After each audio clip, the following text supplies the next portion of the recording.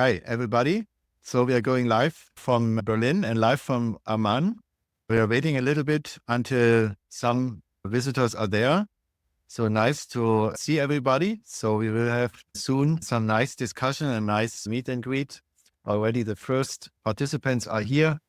So if you comment on from where you are connecting, that would be nice. So we know how it is going.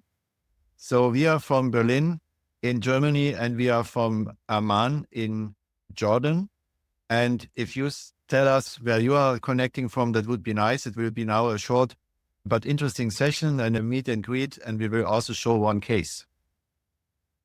So with me today is Dr. Ziad Rishek. Hello, Ziad. Nice to meet you. Nice to meet you too. Well, who doesn't know me, I'm Dr. Kai. I'm a radiologist. I started the Berlin Case Viewer platform. And Ziad, maybe you tell us a little bit about yourself, where you are working, and how did you get your expert status? Yeah, so basically, I did everything in Jordan. I did my residency and medical school here in Jordan. I finished my assemblies. I was supposed to go to the States, but unfortunately, I got stuck here. I was always interested in hybrid imaging, seeing all these really nice images in the literature. So I started digging into it. I learned a lot about it, but unfortunately, we didn't have aspect CT in Jordan. We only have PET CTs. Then we got our first aspect CT a couple of years ago. And before that, I already was onto hybrid imaging, especially MSK imaging and cardiology, nuclear cardiology and cardiac CT. I actually did the nuclear cardiology board and cardiac CT board in the States. Then I was really, for some reason, I was really obsessed with MSK imaging. I always loved it. MRI, CT scans.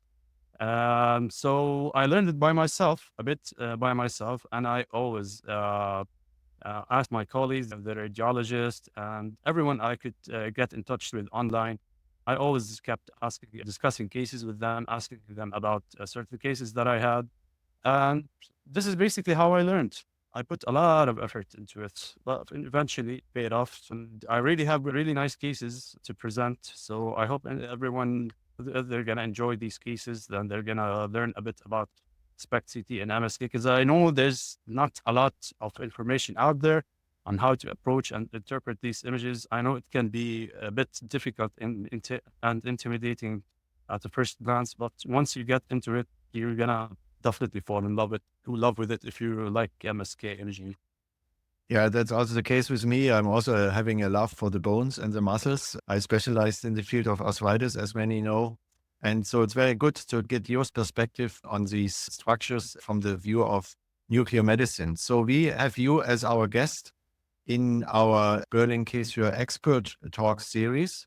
This is our educational series that we are doing throughout the year. So we started this in October.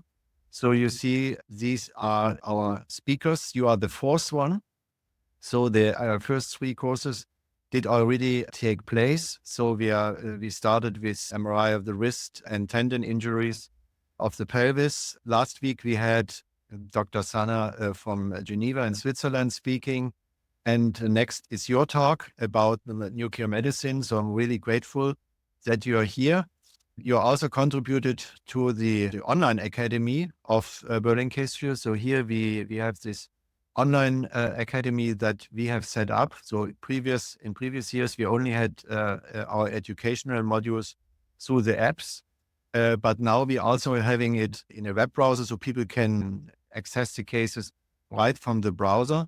And here you have your own section where we have now nuclear medicine cases that can be accessed for free. In fact, this early collection of cases, and also you did a very nice lecture of half an hour to explain about the nuclear medicine stuff. Can you tell us a bit about these lectures? What did you cover in this first lecture?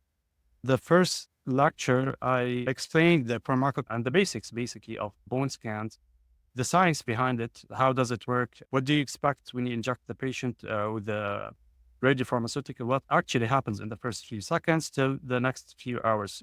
Because not a lot of people are aware of that. So when you ask them, basically they know that, okay, the mechanism of uptake or fixation, it's by chemisorption, but they don't, not everyone understands how does it work from the minute of injection until the fixation to the bone. So basically it covers all the pharmacokinetics, the dose, the radiation exposure, how to prep the patients, the protocols, and all that. In the next lecture, I'm going to talk about how to approach a planner bone scan, how to describe the normal findings, the expected physiological uptake around in the bone, and all of that. And in the third lecture, I'm gonna get a bit in details about how to differentiate, for example, bone metastasis from metabolic bone diseases, how to describe the lesions, how to write a proper reporting. It's not just about if there's uptake or not. Sometimes the pattern of appearance or the lesion itself, the pattern of behavior, can give you a clue of what is going on if you don't have a history of the patient. So I'm gonna describe in details all of that, and I hope it's gonna help a lot of the nuclear medicine residents and the physicians in their early career. And if you actually watch the first lecture, if anyone is interested in this CT MSK, you would understand the science behind the dual phase or early phase imaging based on the behavior or the science behind the pharmacokinetics of the tracer. And also we're gonna get into that in later lectures as well. Yeah, nice. I edited the lecture and it was really a good learning piece also for me to learn about absorption and adsorption and Yeah. all these concepts that I didn't know about. So very nice. So there are more lectures coming from your side. You already mentioned it. We have a plan to expand this collection of lectures. Yes. We will have more lectures. That's the basic lecture that will be in the free tier. And then we are having more advanced lectures that will come then in the middle tier and the educational plan. And we also have a sample case here from our platform that you submitted some months ago. So this is a 13-year-old girl with pain, and she was an athlete. Do you remember this case? Is there anything I special think about I it? do. Yeah. Yeah. I think I do. So here we have, I think this is Yeah. the Yes. early spec, right? This is the early Yes. spec. This is the blood pool spec or early spec. Yes, exactly. Okay, and the next one, this is also early, or is this the late spec here? Delayed. This is delayed. This is the delayed image. Okay, that's the delayed image. Okay, and then this is the conventional bone scan that we all know. This is the planar bone scan. Yes. This Okay. is the image everyone is used to. Okay, nice. And these are the growth plates. They are just normal as every 13-year-old girl would have, right? Exactly. Yes. Okay, cool. So let's go further. We have more. And this now is, so this is the spec. So that means we have here the spec CT. Yeah, I The- always do. I always do early spec for every patient. A low dose early spec because it gives you a different kind of pathologies. You can diagnose something else that is not related to the delayed images. So I always do that. So this really looks nice. It even has some artistic appearance with the colors overlaying the CT. Or shittered squad ladder. Yeah, But that that's did affect the diagnosis. okay. There is some blood here, and then also we have the unenhanced CT, where we can try to find the finding. Should we reveal the diagnosis, or should people try themselves? What do you think? I think they should try if they have access to the case. I would like them to look at the planar images, then look at the SPECT images and compare these findings. Okay, so this would be the planar image, and here this series would be the delayed phase. Delayed. Yeah, exactly. This is The delayed phase effect. So we have the physiological uptake in the symphysis and also in the ischial tuberosity, but there's some more uptake here, I guess, in the right femur, right? Yeah, it was. Yes. Yeah. Exactly. Okay, cool. And then what's typical for Berlin case cases, you have this interactive elements. That means you have this question where you have here now 4 options. And then after you click on one of the options, you can even get further. So I will do it now. So I don't see any abnormal. I don't see anything as a radiologist. maybe some joke, but not to disclose the finding. And then you can see that there is some more reconstruction, beautiful image over here, but I think it still does not show the diagnosis. And then we have the findings described. And also we have your video where you describe the case. And this is all included in this platform in the web browser. And I think it's very worthwhile learning from this case. So that, I think, gives some idea on what we are talking about next Thursday during the expert talk session that you are doing. You're our guest, and it will happen basically the same time next week at 4:00 in Central Europe and according to time zones on the respective times. So I'm very much looking forward to this session. And I think with the Nuclide.Notes Instagram channel, you build a very nice resource for learning. I think you publish new cases at least 2 times a week, as far as I see. Yeah. You're very active.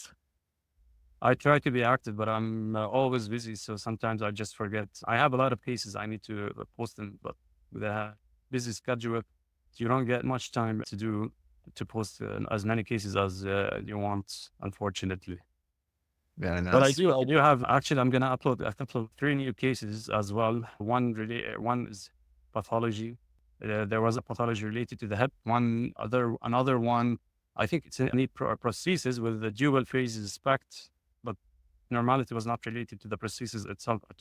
So it's a really nice case to demonstrate that even early SPECT or dual phase SPECT CT can give you an idea about the pathology that is not related to the bone or the prostheses themselves. We can actually see the tendons and pathologies involving the tendons. So they're really nice cases. I hope I'm going to include them in the upcoming week as well. Very nice. Very nice. Looking very much forward to it. So thank you, everybody, for joining in. And if there's any questions you are having to Dr. Ziad and me, then just put it into comments. We are here to answer it. Thank you for watching and see you sometime soon. And thank you, Ziad, for being here, being my guest. It was my pleasure. Bye. Yeah, bye.